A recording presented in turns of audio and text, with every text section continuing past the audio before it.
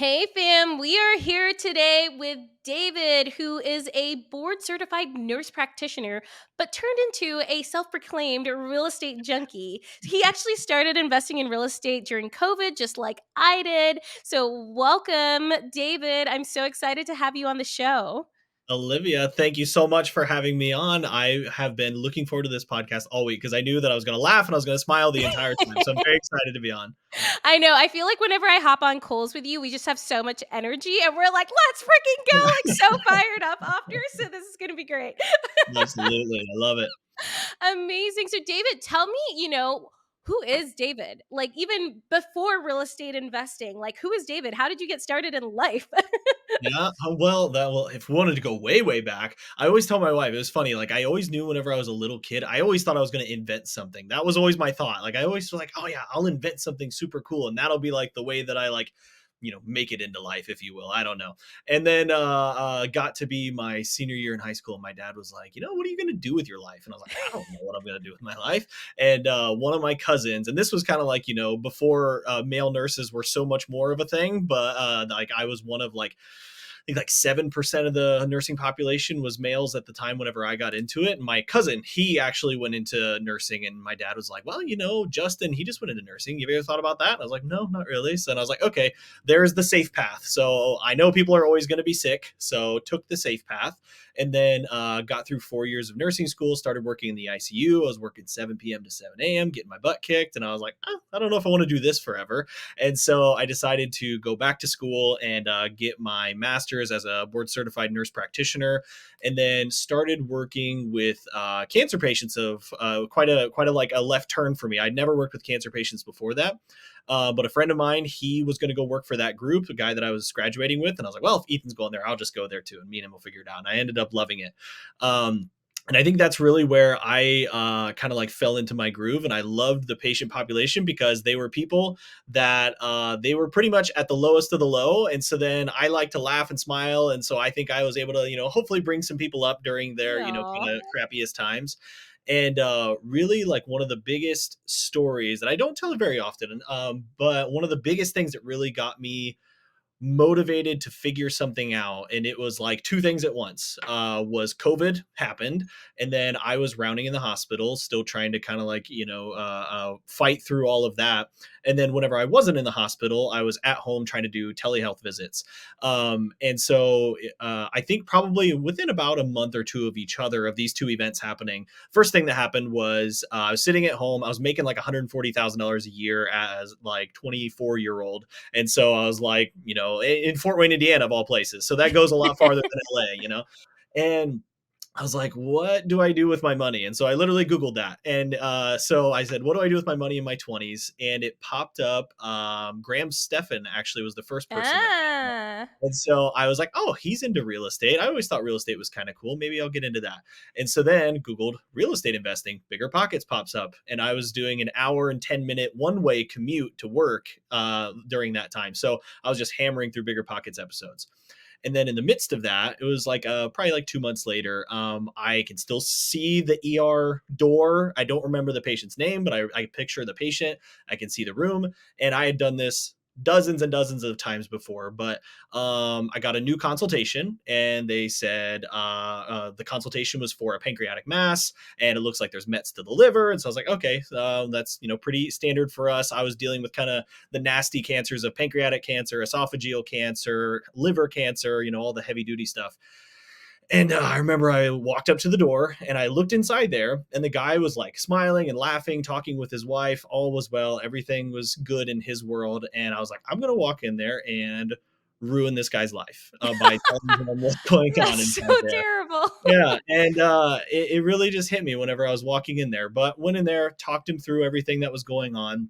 And he told me, he was like, I was just about ready to retire. And I said, really? And he said, I've owned my own business for the last 20 years. I built it up, and my sons are taking it over like this year. Like, we're actively in the process of them taking it over. And so he worked his entire life working his tail off with the dream, the goal of someday, later on, I will be able to enjoy things. All I need to do is keep grinding. Later, it'll happen. And after that happened, plus all the craziness of COVID, I was like, I am not going to wait until later to start really enjoying what I want to do. So that was a big mind shift for me. Mindset shift. That's what it is. Mindset There shift. we go. And I was like, I need to figure out a way to like have a backup plan to where I could step away if I wanted to, because it was just the same song and dance over and over and over again. And I think just me being a guy, and then like my dad, he was a factory worker his whole life, and like everybody always like just dreams of retirement. Like that was the big thing for them to get to. And then like to see all of these, 50, 60-year-old people that are getting just like within a taste of retirement and then having it ripped away from them with some horrible diagnosis, then it really like put a fire into me that I was like, I need to start building up something that is working whether I'm not working. And that was really the premise behind why I started getting started in real estate investing. So nothing like starting a podcast off with cancer, right? No, honestly, it's been great because I've been writing down. There's so much to unpack in everything that you just said, and I'm like, ah, Yeah. yes, so good. So, I mean, the first thing that I wanted to cover, you just said like the person, he had cancer and it kind of ruined his life, and he was getting ready to retire.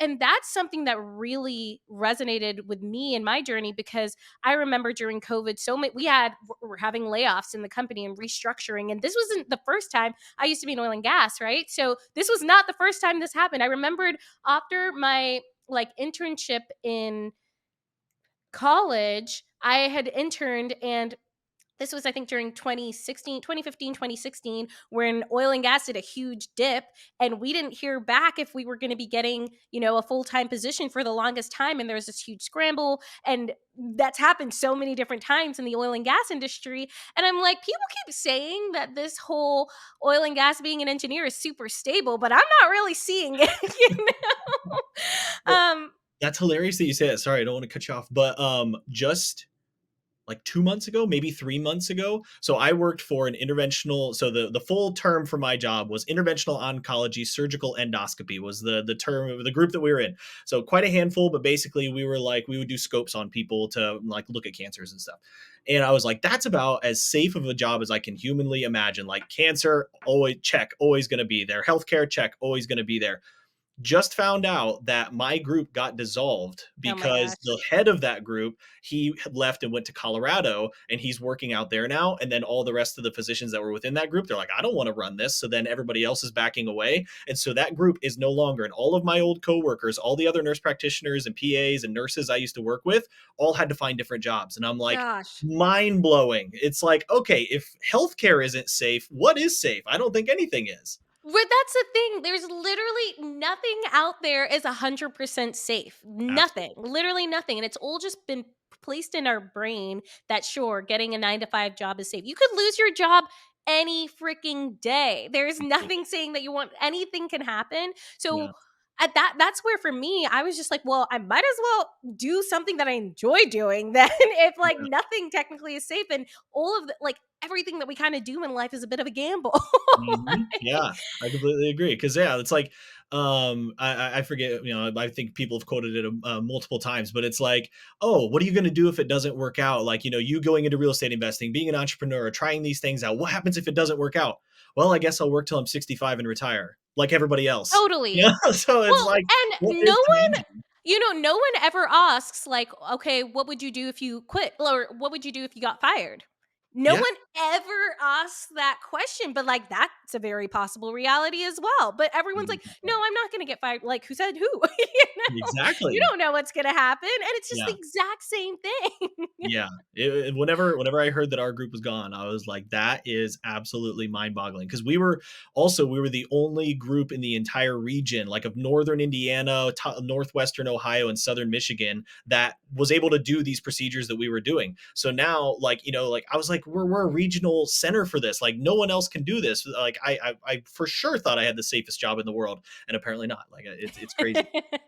Classic. Oh my gosh. So I want to take us back to what you originally said. You said you grew up wanting to be thinking you were going to be an inventor, right? Yeah. And I find that a lot of entrepreneurs do kind of emulate something that they were in their past lives. Because I remember, like, or not in their past lives, but in their youth. Because I remember even when I started a YouTube channel, my mom was like, oh, That's like when you used to try and do your, it's like you're back as a kid Yeah. again doing what you used to do. It's like, oh yeah, turns out I was always meant to be like on camera, Yeah. and I've always loved being on camera.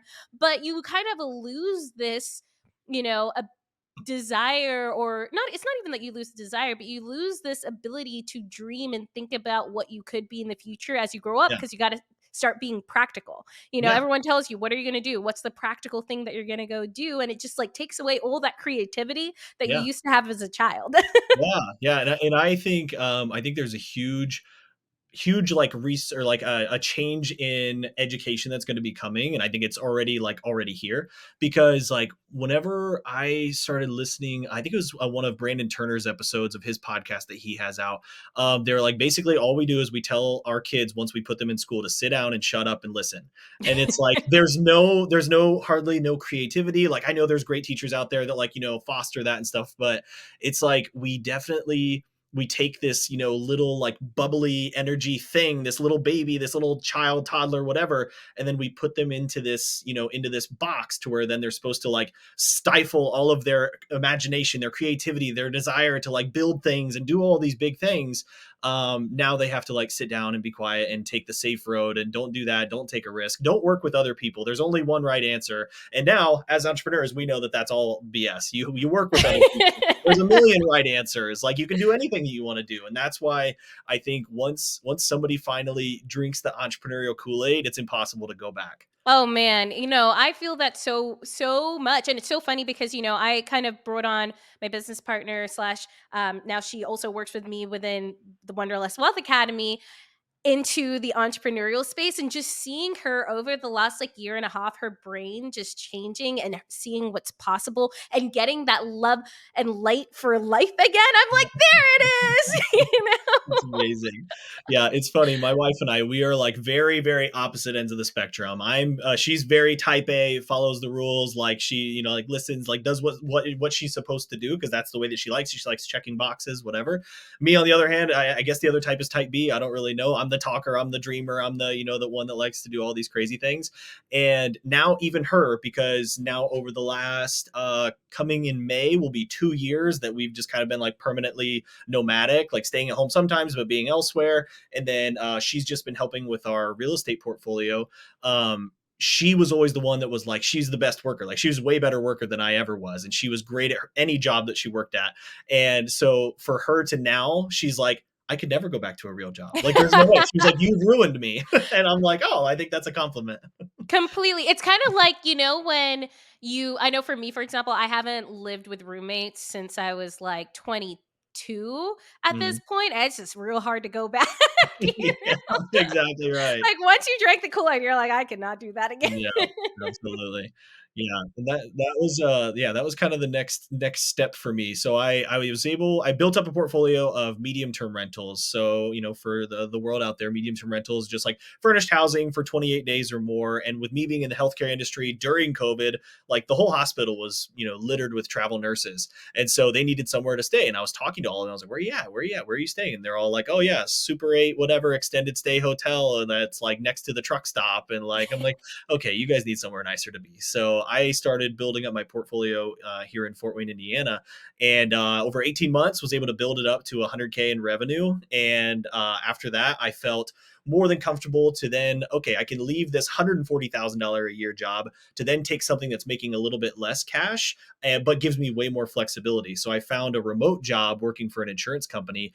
And I always tell people like my cancer institute job, that's like a 9 out of 10 on the stress level. And it like was just taking a lot out of me. And this current job's like a 1 out of 10 on the stress scale. And it gives me a lot more flexibility because I can travel around and do whatever I want to do. And the only reason I was able to take that jump was because I knew that I had this new self-made safety net of real estate income that was coming in whether I was working or not. So it really just gives you options. Whenever you start getting alternative streams of income coming in, having those options is everything.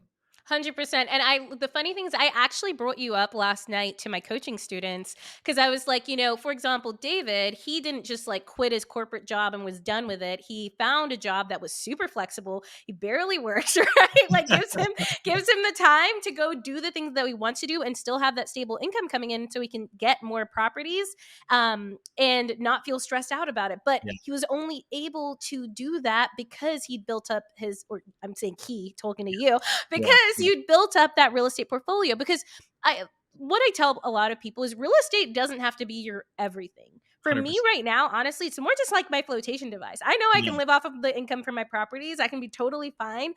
Now I get to explore other ventures that I'm Yeah. super lit up about. That's how the Wanderlust Wealth Academy was even born, was me taking a break in Portugal. And I was like, what do I really want to be doing? Like, what lights Mhm. me up?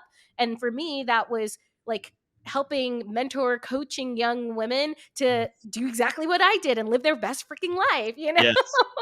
Yeah, I forget who I was talking to about this, but it was I described it. Maybe it was one of my previous students. I can't remember, but I was basically like, real estate doesn't need to be cold turkey, and I think that's the part that like stresses a lot of people out because whenever you finally, I actually had a potential onboarding call with somebody, but they didn't even know how to like get a mortgage or anything, so they were like very very very early on in the real estate process of learning, and so I gave them some kind of intro books and things that they could do. But anyways, first get into real estate and they hear all these talking heads on Instagram like, oh yeah, you could quit your job in 3 months because you have 10,000 in passive income and blah blah blah blah blah.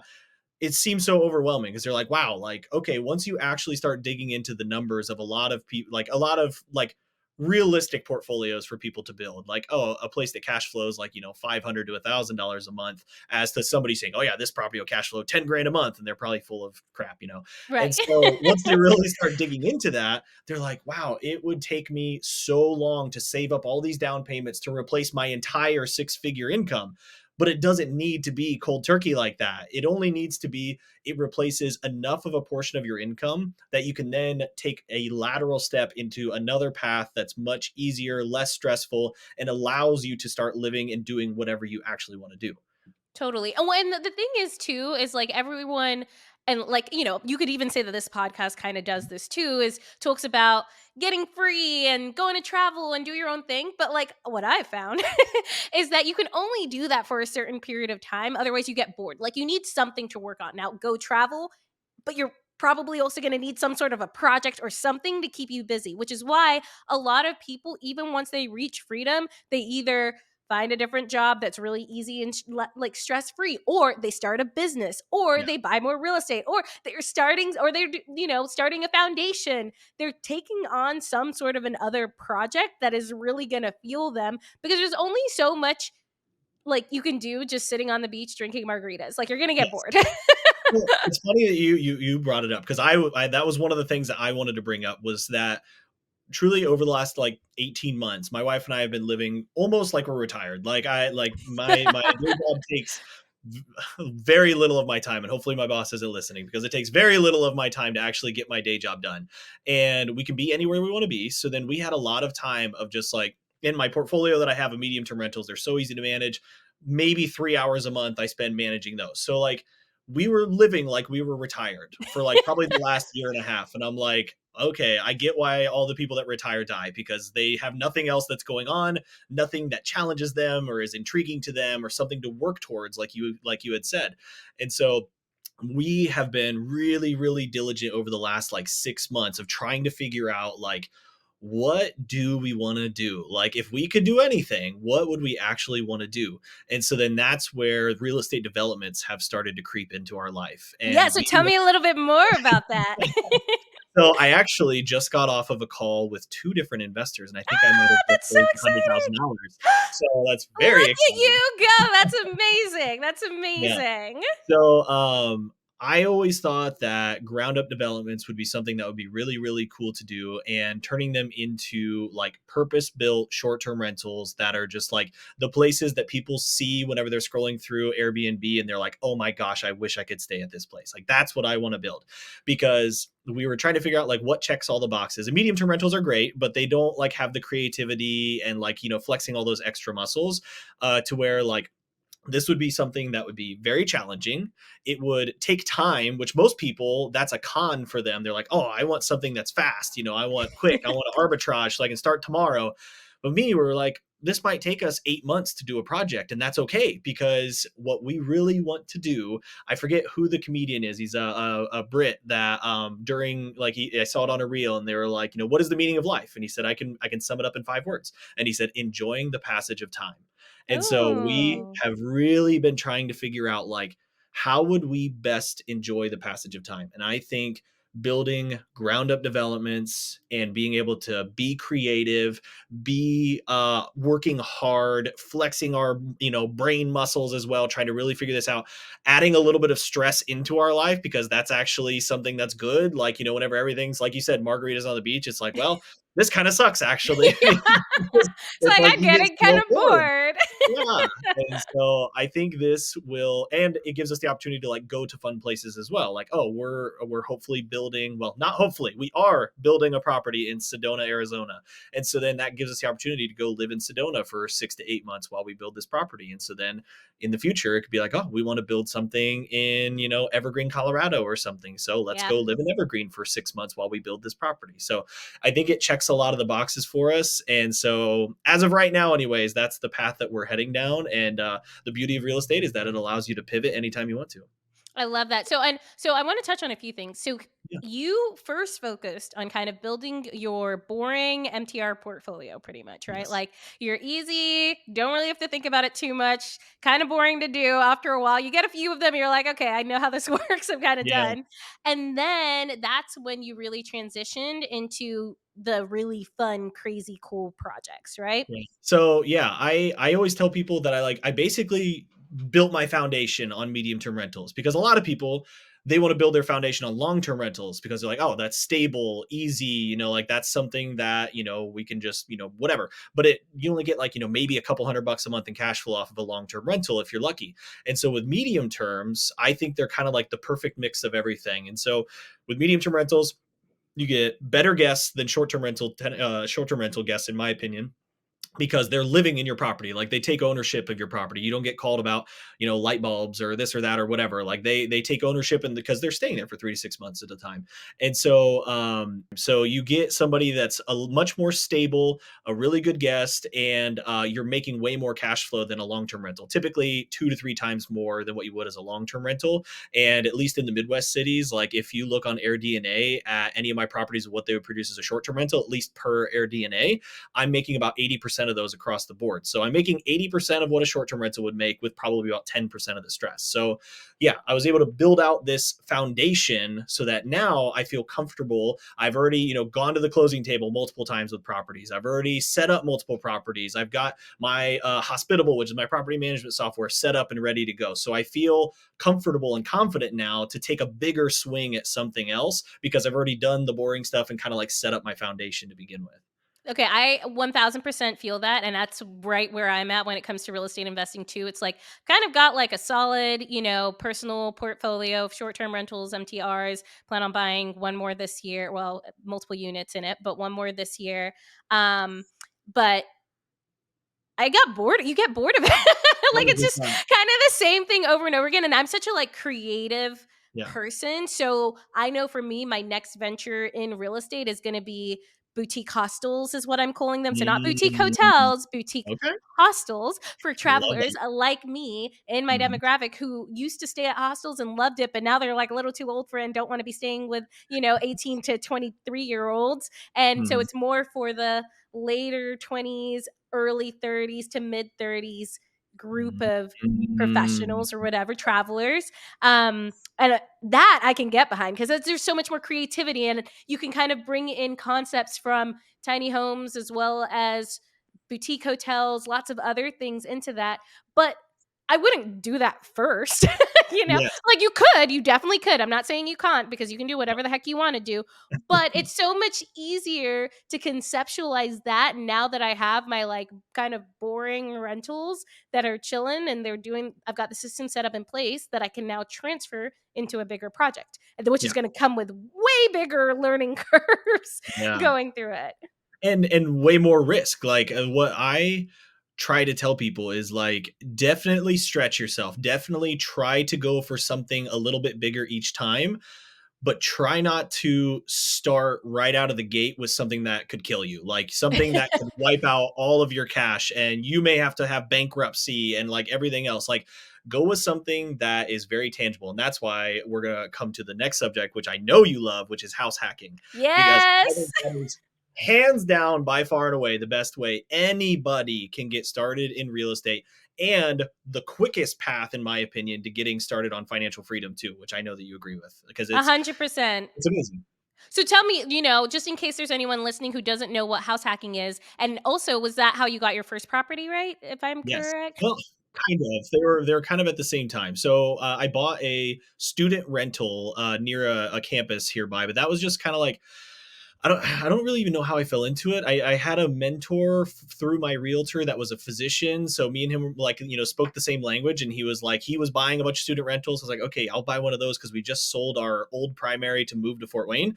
But then once we got to Fort Wayne, my wife was looking through Zillow, and she was like, "Does this house work for that house hacking thing you were talking about?" And so, for anybody that doesn't know, house hacking, in at least per my definition, is you're living in a primary residence and somehow you are not paying the full amount for that primary residence. So either you're renting out room, like the second room in your apartment, that technically, in my opinion, would still be house hacking, apartment hacking maybe, but or you can buy a place that's a duplex, triplex, quadplex, rent out the other units, something to where you are getting income that's coming in from that property to help you pay for your mortgage or your rent.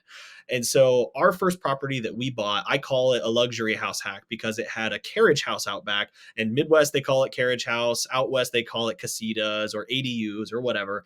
And the reason I call it luxury is because the carriage house was so far behind the house that we bought, and we put a fence in between us, that the next door neighbors were actually closer to our house than what our carriage house was behind us. And there was a separate entrance in the alley for that carriage house. So we literally never saw any of the guests coming and going. And I did the math on it because I went and I spoke to the Carwells last night, their group of people, and I did the math on what my cash on cash actually was for that. My first year of us living there, so we bought a $150,000 house, put 5% down on it, so it was like $7,500 plus closing costs, blah blah blah, furnishing. In that first year, renting it out to traveling nurses for about $2,000 a month, we had 156% cash on cash return on that Heck property. yeah. And Heck it's like, yeah. where else are you going to get that other than some crazy crypto coin that's going to dump the next week? Like Right, that's 100 well, yeah, and that's like I think I ran my numbers on my duplex, my first duplex on YouTube, like, literally, you can go and see my numbers there, like and, yeah, the return is just crazy because I literally came to the table with $0. I did not yeah, take any money out of my bank account, and it's like, in what world can you get a property for even, like or can you get an asset or a investment for that little money and yeah. have that spit out money like cray for Yeah. you. And then on top of that, it's not even just the income coming in, but then if you count the income of money that you would have been spending on rent as Mhm. income for you because you set that aside because you would have been spending it anyways, then the numbers get absolutely Insane. bonkers because we were living for free and cash flowing $800 a month on this Yep. property. So living completely for free, cash flowing, like that takes care of people's biggest expense, which is their living expense. So if we would have had a paid off car and we lived very frugally, like we could have probably, hit level one financial independence that year easily Right. just by living for free. It's craziness. Well, and that's where it hit me because, like, literally, once I ran my numbers on my property, what I realized is by not paying rent that year and by cash flowing a little bit on that property, I think overall it was an extra 30 or so K in my pocket for the year, which I was like, excuse me, that is someone's whole salary, you know? Just insane. And then you get so many other benefits from it, from tax benefits. And I'm just like, gosh, this is, freaking gold mine. Yeah, it is. And if your worst case scenario is you have to pay your mortgage, that's the same worst case scenario as every other person on the planet, you know? And so your downside is so low, but your upside is so big because you're learning how to, be a short-term rental operator or a medium-term rental operator, or if you just want to put a tenant in there, a long-term rental like landlord. And so you're learning the ropes of real estate, you're kind of understanding the lingo, you're putting all of the podcasts and books into practice and actually figuring out, getting a real life education, which is the best education you can Yep. get. And you're saving a boatload of money, you're living for free. And then once that pressure, that burden gets off of you, then you actually have like rocket fuel to really go into it, whatever you want to go into with like a ravenous mindset. Cause you can be like, I want to build my portfolio like crazy. I want to build, boutique hostels. I want to build something in Sedona, Arizona. Once you finally, you kind of get that external pressure off of you, it allows for so much more creativity to where you can like go and chase those things that you really want to do. Completely. Well, and so it's like, you're not in that fight or flight, have to do it mode, Yeah. right? Because, especially if you're just dependent on your corporate job to live, that Yeah. rent that you're paying, you need the money coming from your corporate job in order to pay Yeah. it, right? Like there is no other stream of income. But Yeah. once you've got that covered, it just takes the pressure off. Mhm. And like for me, for example, when I quit my job, I had no backup. I was like, we're just going to do this. We're going to go. But I knew that I could live in my duplex, Mhm. for free, worst case scenario, literally just eat ramen for the year and survive. And I'd be fine. I'd be totally okay. Yep, exactly. The biggest killer to dreams, in my opinion, in the United States is keeping up with the Joneses. Like if you can get that out of your mind, if you can forget that people aren't actually really paying attention to you that much, people don't really care of what you're doing or, like what you're driving or what you're wearing because they're too consumed with what they're doing. They don't even think about you. If you can kind of get into that mindset and not have to buy the new car with the $800 a month payment or the new house that has the $4,000 a month mortgage, which makes me want to just vomit. Like I think that's something that I saw a lot of people once I graduated from NP school. Like we living as a college student essentially for 7 years, and then a lot of my physician colleagues, they'd been doing it for 8 years plus 3 years of residency. They're like, oh, I can finally ball out because I've got this crazy job now. I'm making money. And then all of a sudden they're like, oh crap, I just backed myself into a total debt corner.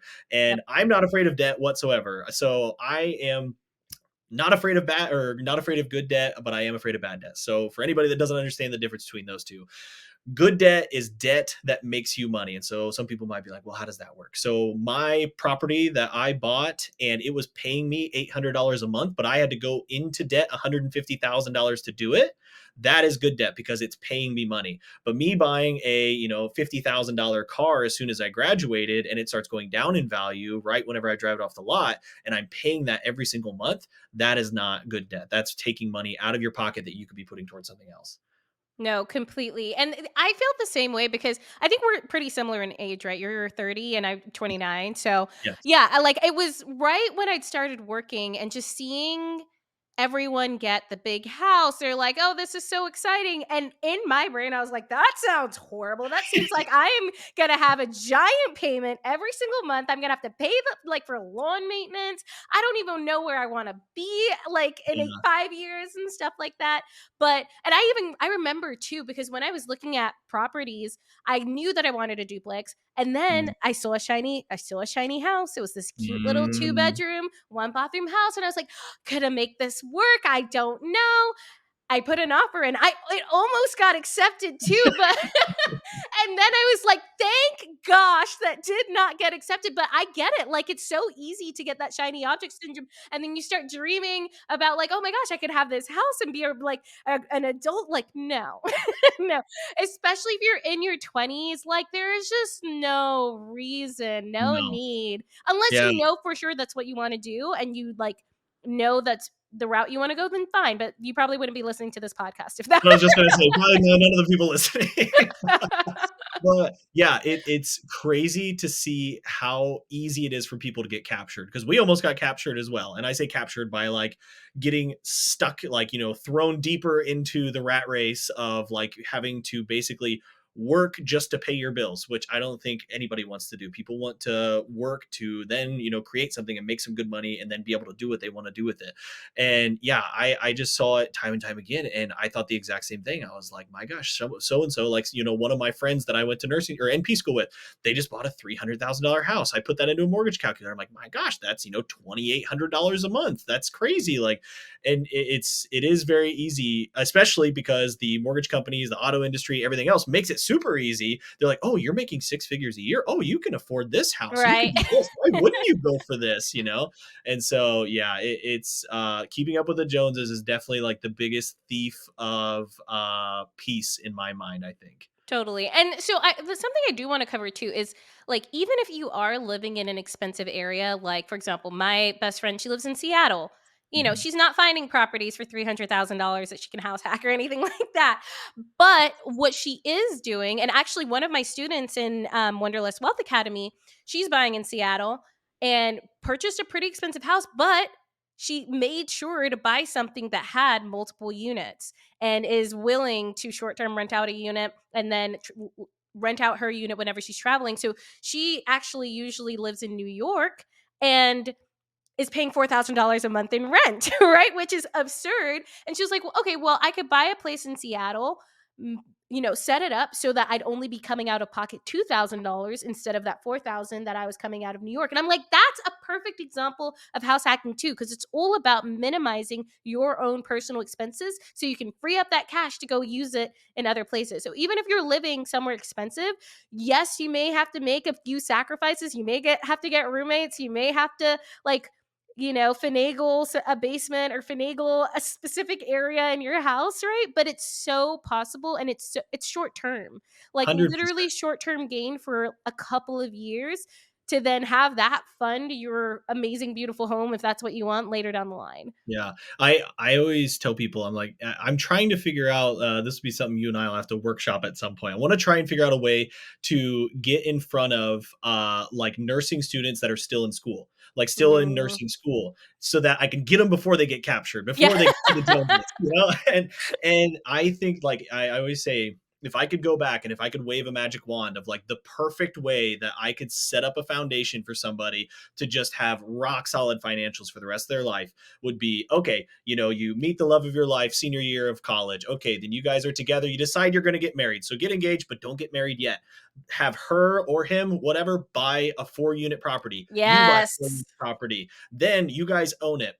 Then after 12 months, you guys are living in each one of those, which you could still be living in the other one, doesn't matter. And then after 12 months is all you need to wait. Then you can buy or go rent an apartment that you two could then be in together whenever you get married. And so you guys are starting out your financial future, your marriage, your foundation with 8 units that are producing income for you. And then you still could have the white picket fence, the shiny house, the whatever. Just wait 12 months to 24 months. Like that's literally all it takes, of a little bit of knowledge, because most people just don't know about it. A little bit Yeah. of knowledge and a little bit of sacrifice and a little bit of willingness to take a little bit of risk, and you can set yourself up so well for the future. Okay, so this is so something that a lot of people push back on there is, they don't have the money right out of Yeah. college. Or so what would you say to them? So they now just came out with a new loan package. So Jeff Welgan at oh my gosh, I can't remember what his Blue name. Jeff Star the Blue mortgage expert on Blueprint. Yeah. Instagram. Yeah, Jeff the mortgage expert on Instagram. So he's a friend of mine, and he said now in Southern California, one of the most expensive markets in the country, they just came out with a 0% down product that you can buy a house with. And so I believe it's only for a single primary residence. But if you would be smart about that, and if you would find a house that I actually helped a student do this down in Florida.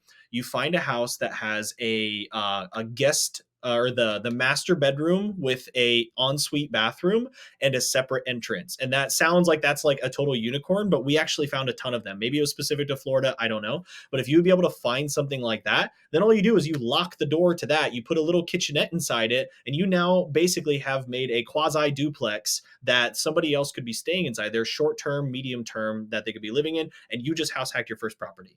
But if somebody wanted to do the small multifamily approach with a duplex, triplex, quadplex, it is possible for you to take gift funds from a family member. So, obviously then it's gonna be like, oh yeah, just have a rich dad. No, no, that's not what I'm saying. I'm saying all you have to do is put 5% down. And that was a new thing that they just did with the mortgage industry in the last like 6 months, to where now you only have to put 5% down all the way up to a 4 unit.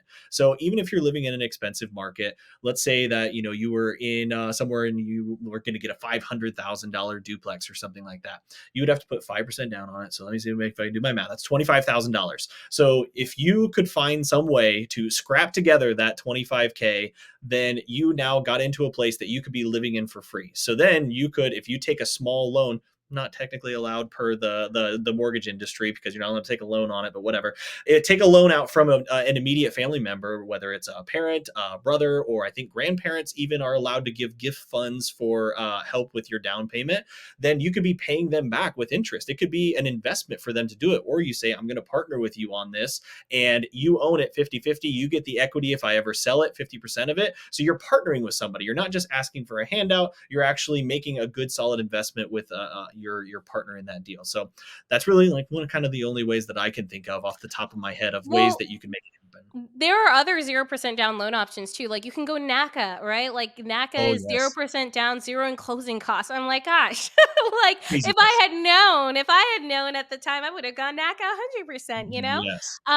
Or like, so now I've been really digging into CRA zones, so Community Reinvestment Act zones, which I has don't been know what that is. huge, huge. And you can get 0 to 3% down loans depending on if you qualify and depending on it, like there different lenders are going to have different qualifications. Some of them, it's going to be specifically on the property and where it's located. For others, it's going to be dependent on your income. So let's say you aren't a super high income earner, then you maybe qualify for that. But there are just so many different options. You just Yes. have to ask the right questions and you have to Mhm. be around other people who are doing it because then they'll kind of start giving you nuggets as well. Exactly. And man, that's like one of the biggest things is like just whenever I started listening to the podcasts and reading the books, and like I started hearing other people talking about it, and I just kept hearing success story after success story after success story with some like, you know, terrible stories sprinkled in of like the bigger pockets episodes of like, oh, I don't want to do that, but that's a good thing to learn too.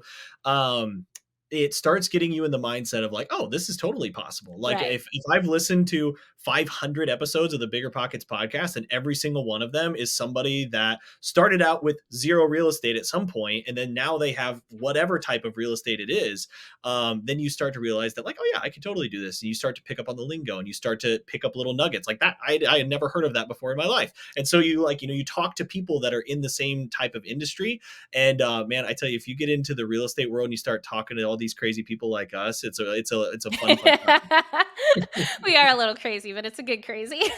And also, I love that you said about like the education piece. I think at the beginning you said something about how you would always listen to Bigger Pockets and podcasts and stuff on your commute. That was me. I would like rage drive to work, like listening to Bigger Pockets and stuff. Like, oh, that's gonna be me soon. I'm gonna, but it Yeah, puts you in the mindset. It gets you it in the does. energy of it, and it's so important to do that. 100%. Because then whenever you start, and then like the Bigger Pockets, they have their money podcast where they talk a lot about, you know, like getting your finances, you know, straightened out to make sure you're like not trying to spend, and like kind of like categorizing your income and stuff like that. And that's another really, really important thing, is to like actually know where your money's coming, or like where your money's going.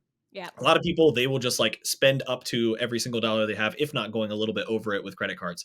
And so if you can try to like, that's the biggest actionable thing that everybody could do, is just like, where is every dollar that's coming in the door, where is it going out the door, and is there any way that I can kind of trim that down a little bit? And I am 1,000,000% not a proponent of, oh, cut out Starbucks out of your life. That's absolutely not. No, like that's the crazy part. Like I think obviously don't be ridiculous with your cash and blow it all the time, but I think that it is way easier to make more money than it is to save more money. I think it's easy. Me too. Me, and I'd much rather make more money than spend Absolutely. less. Yeah, because like there, with making more money, there's no ceiling to it. It's infinite. You can go as far as you want to go. But with saving money, you can only like go down to ramen noodles so far before it's like, all right, I'm not going to survive. And so, Totally. yeah, the saving money is so much harder, and I don't think it's as productive. And like a lot of people, if you start getting into this world, you'll hear people talking about like scarcity mindset versus abundance mindset. And I think the like super savers of the world, I think they're a little bit more on the scarcity side because they think that I can't make more money. I need to just save it. That sounds like that's a safer option. But in my opinion, it is infinitely easier to make more money than what Yeah. it is to save money. And obviously, don't be like, well, they said on this podcast you don't need to save money. Exactly. know? This is not permission to go blow all your money. Absolutely not. Like, obviously, save money. It's important Yeah. to still do that. And, the task that you were talking about at the beginning was that you just also need to be aware of where your money's going. Because once Yeah. you start tracking it and you realize, oh, it's going there, your brain starts to shift and Yeah. it becomes more aware of what you're spending your money on. And you start to Yeah. value it more because you know now what you're spending it on. So, 100%. just that one task is going to help you save more because you're going to like be aware of certain expenses that are going out where you're like, why is this going out? And this is kind of annoying. Let me cut that out, you know? Yes, exactly. I haven't used it yet. I was using Mint Mobile for the longest time, and I really like that as like a financial tracker. But then they got like merged with something else, or I don't know, like they got bought out, and I hadn't used it for a little while. But so I don't really like that one anymore. But I've heard amazing things about You Need a Budget. So if anybody Yeah. out there has never heard of it before, You Need a Budget is just an app. I think it's like $15 a month, and then people are like, oh, I'm not going to pay that. That's not in the budget. Be like, all right, cut out two Starbucks, and then it's in the budget. Like then Yeah. you can actually buy the app and use You Need a Budget monthly.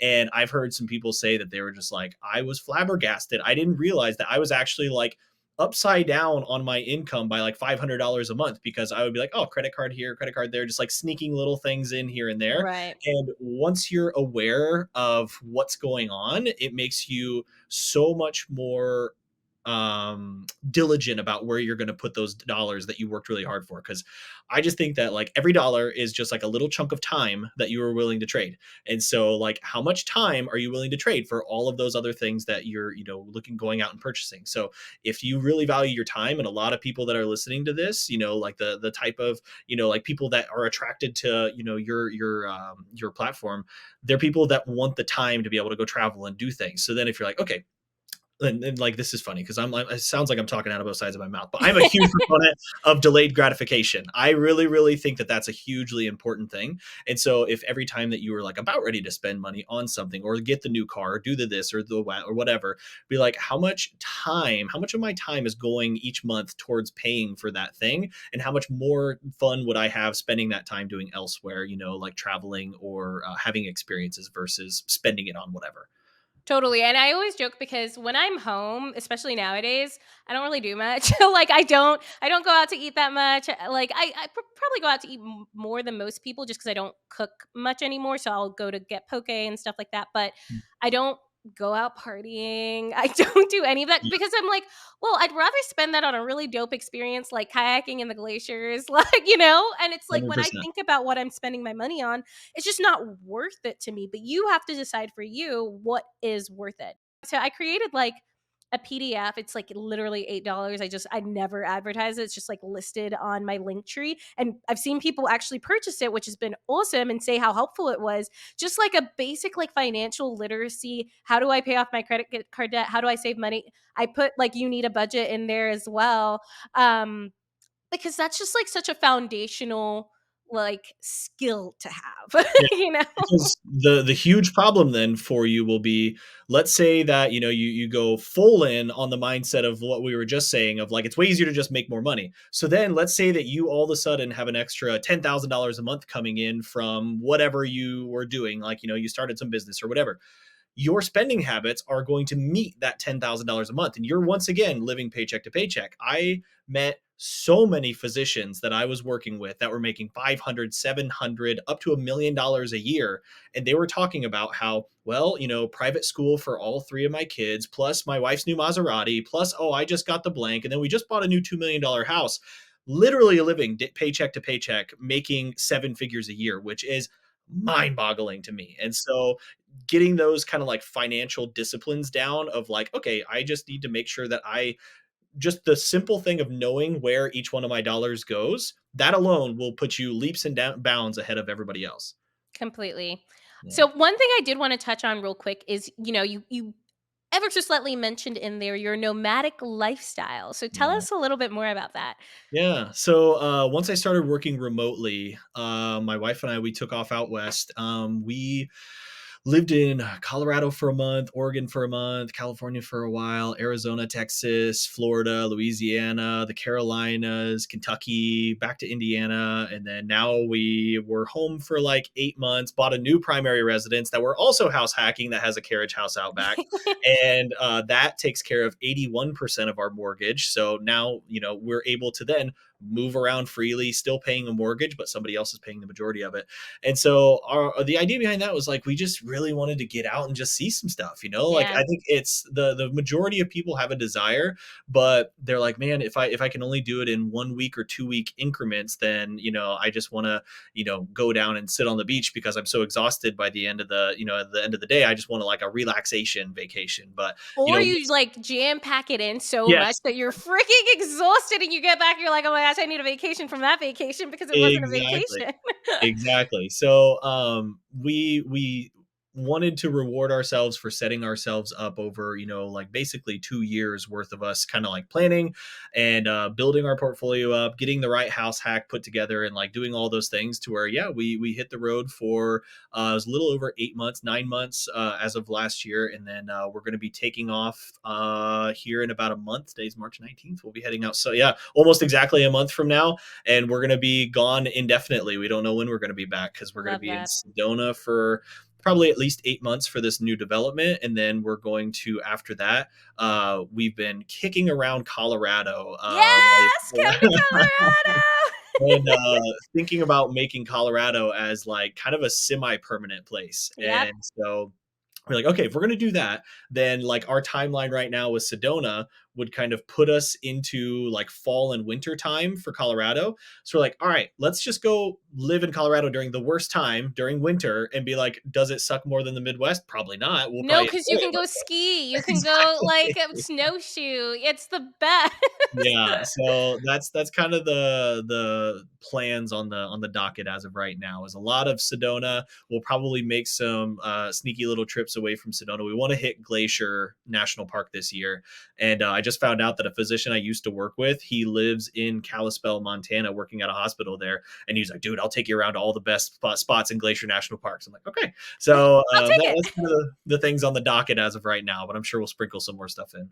Amazing. I freaking love that. Well, we are about to wrap up here, but first we've got the final three interview questions. So So the first one is, what does your ideal perfect day look like? if you would have asked me before this job, I would have said my ideal perfect day is what I'm doing at my job right now, which is like being able to chill at home, relax, like not do anything, like just sit in the sunshine all day. Now I'm like, no, absolutely not. So I now my perfect day, I think my perfect days are hopefully going to still be coming, but I think it will be working hard on things that I think are worth working hard at. I want to be able to do projects and give back to people and like teach people and enjoy working hard. Like that's something that a lot of people they don't like kind of commute the two things together. They're like, "Oh no, if I'm working really hard, how am I going to enjoy that?" But it's so true that like everybody always says that like the retirement people, everybody always uses that example of like they get how could anybody get bored whenever they're in retirement? It's because they like had a goal, they had a challenge, they had a dragon they had to slay every week, every day, that they were doing something. And I think finding those things that are important to you, whether it's painting, whether it's pottery, whether it's building Sedona houses, whether it's doing podcasts, whatever it is that like lights you up and really gets you on fire. That's what I want my perfect day to be. And I don't know if I have that quite figured out yet, but I know that it would involve waking up, looking at some awesome scenery, drinking really good coffee, working kind of hard for the day, going on a walk with my wife and our two dogs, and then like maybe chilling out at the end of the night with a nice glass of bourbon or something. I love that. And that's the thing, it really does evolve, right? Because I think we do kind of get this idea that, oh, this is what I'm striving, and this happens to everyone, right? Like we strive for this ideal perfect day or whatever, and we get there and we're like, this is great. This is really great. But what Yeah. else? You know?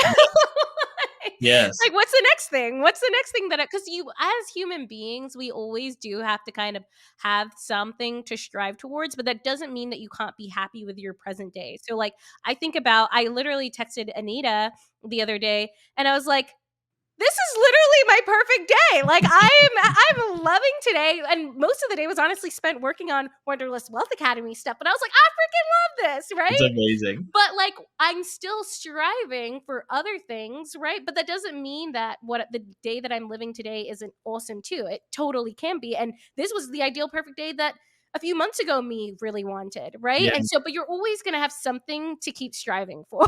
And that's why I think like the two things that most people will never get tired of is like the arts of some sort, you know, whether it's like playing music or painting or whatever, because it's impossible to perfect. Like there's always something you could do. So then you're always pushing that a little bit further. And then the other thing is helping people. Like you're never going to over help all of these people that you want to help because there's so many people out there that need it. Yeah, And so that's where definitely want to incorporate both of those things. And I mean, like Sedona, Arizona, what better place for my wife and I were thinking like maybe pottery, maybe some painting. Like we're going to get into love. some fun stuff.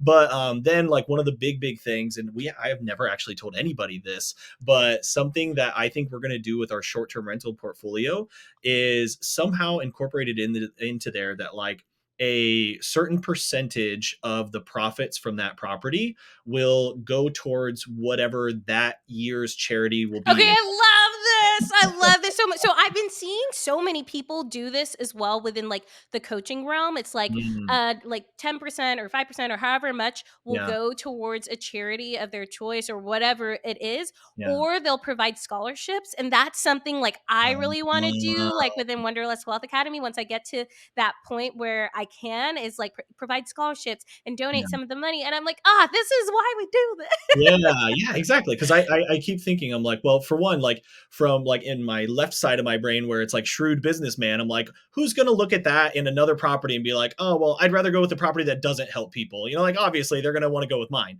But Totally. then the Totally. right side, the the generosity side of my brain, it's like, yeah, like why not? Like why Brandon Turner has really opened the door to this, in my opinion, with his Better Life Tribe and then his Open Door fund that he started because something that he said that really like dug into my brain was like all these charities, they kind of all have the same thing in common, and it's just like asking for money, and then it's like it's just kind of like this thing that like is okay. But he said where I think that we could really change the world is he was like, get these entrepreneurs that are really good business builders that can build these cash flow machines to build them for causes that they Yep. care about, because then you are making so much more money and you're not relying on the charitable contributions of others. It's you are giving something to the world, you're providing a service that people want, and you're making a business out of it, and you're also changing tons of people's lives. So that's Yes. kind of the path that I'm going down with that, and I think it's really fun. I love that. And now that's also sparked some ideas for me too for the boutique hostel. So thank Yes, you. I love it. Because I was like, man, imagine having like the tableside books inside there, and it's like, oh, the in 2024, the donations that went from this property helped this chapter of person, this chapter of person, this chapter of person. Like, how uh, much fun would that be sitting there reading that as a guest and knowing that you paid money to go stay there, you're going to go on vacation, you're going to spend it anyways, but knowing that some of that money is going and going to help somebody else in the future, like, I think that's an Completely. amazing idea. And that's how you build brand loyalty as well. Yeah, yeah, Yeah. absolutely. What is your mantra?